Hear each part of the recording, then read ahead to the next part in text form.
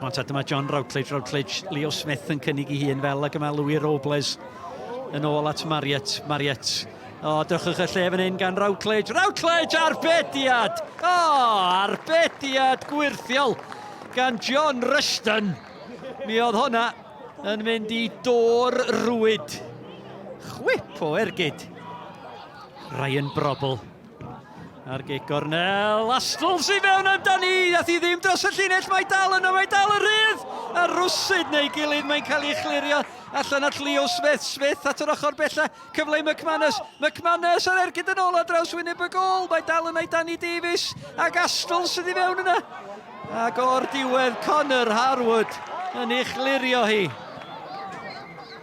Mae John Routledge a Ryan Brobl di gweld yr hediad gan Danny Davies y tu hwnt I Sam a Danny Davies yn taro'r postyn a mae unwaith eto I Davies a'r gic gol o mae cyflymder Danny Davies I lawr yr ochr dde yn ddreinen yn ystlys y Fflint 2 funud a hanner o'r hanner cynta yn weddill Marriott yn ôl at Ryan Brobl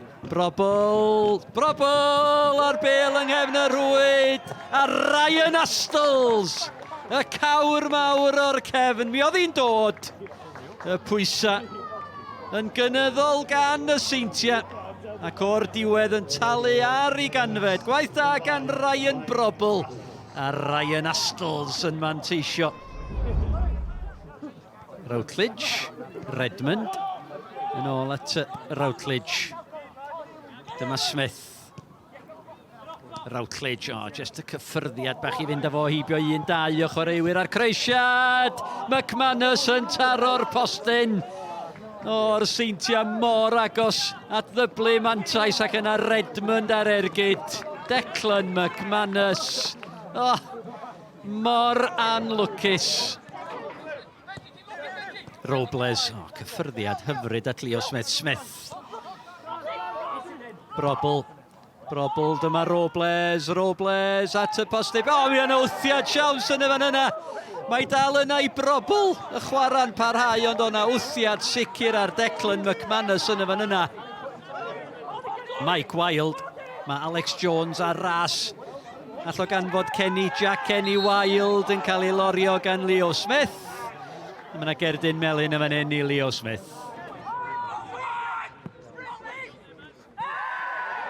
Smith, ben efo Ross Weaver, mae Leo Smith wedi gweld cerdyn melyn eisoes. Ail gerdyn melyn I Leo Smith. Am y drosedd ar Ross Weaver. A mae'r Seintiau yn mynd I chwarae weddill y gêm efo 10-1. Hart ar gig rydd y peniad yn efo'r postyn o'r Fflint mor agos at unioni'r sgôr dihangfa i'r Seintiau Newydd a gafodd Harrison gyffyrddiad ar hwnna Weaver dyma Ben Nash allan at Jake Phillips na chi bas hyfryd at Alex Jones o arbediad campus Wel, am arbediad gan Paul Harrison. Chwarter awr o'r gêm yn weddill. Ben Mar, Sam Hart sydd dros y gic rydd. Mar, y capten at yr ochr bella! A ddonau gefn rwyd dros y llinell na ddo wir Ben Nash. Wel, y cyffyrddiad llia gan y golwr, ond Ben Nash, oedd o'n meddwl bod wedi sgorio. Phillips yn ei chymryd ti'n sydyn at Mar. Pawb yn ôl i'r Seintiau Mar ni chodi hi'r ochr bella'r peniad allan gan Hudson. Mae yna i'r tîm cartra ac yn sgorio mae Kai Edwards yn sgorio yn erbyn I gyn clwb. Da ni di chwarae munud dros y 90 a mae'n gyfartal a drychwch ar y dathlu. Up until the sending off, there was only 1 team in it. Yeah, I thought we were totally dominant. I thought it was a much better performance from us. It's not funny, but we beat Bala 2-1, and tonight we played a lot better and drew the game. So performance-wise, we're very happy with that. But I've seen the send-off back. The referee and the fourth official said that Leo Smith touched his face or went through him in his face, and he hasn't touched his face. It's debatable whether it's even a free kick. I think he couldn't wait to send him off, if I'm honest, and that cost us the game in the end. There's debatable at the end. I've watched the goal back at the end. There's players on the line standing in front of Paul Harrison, and I feel for him a little bit.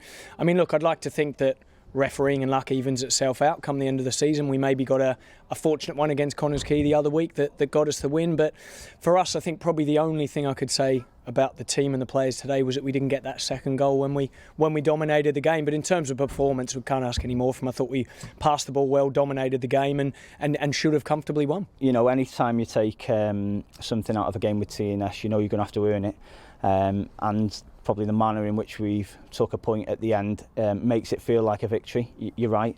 However, the way we've managed the game, at times we know you're going to have to spend long times without the ball. You know, against TNS, you've got to be organised and try and limit their opportunities as best as possible. We're disappointed in the manner that we concede, really, because we've put our bodies on the line like we do. You know, it's a trait of this football club and the group that we've got, that we want to fight for each other. And the goal's a little bit soft, really, just before half time. But we felt if we could keep ourselves in it for half an hour in the second half, we'd have a 10-minute spell. Obviously, the sending off allows that to happen a little bit sooner. And I thought we created enough chances, you know, in the last 15 minutes of the game that we did deserve something out of it.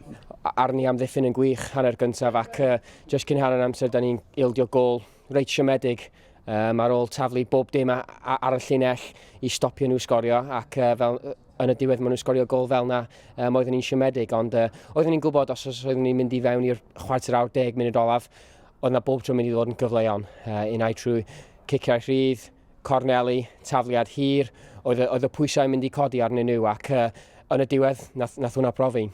They're still 7 points ahead as they were at the beginning of the match. Can you close that gap, or shall we give them the trophy now? Well, I'm sure that there'll be other clubs in the league that'll have more pressure to try and close the gap on them than we will ourselves. I think it's a sign of where the football clubs come. Without speaking out of turn, before we came into the football club last season, Fflint lost 10-0 to TNS. This season we've gone into these fixtures first v second on both occasions, 10 games into the season, and for that to be the case shows the progress that we're making as a football club, and that's down to a lot of people off the pitch and a lot of people inside the change rooms and now on the pitch. So it's a group effort. Nobody tries to take any of the credit. We win and lose together, and at the moment, everyone's buying into it, and that looks like it's a good sign to move forward with.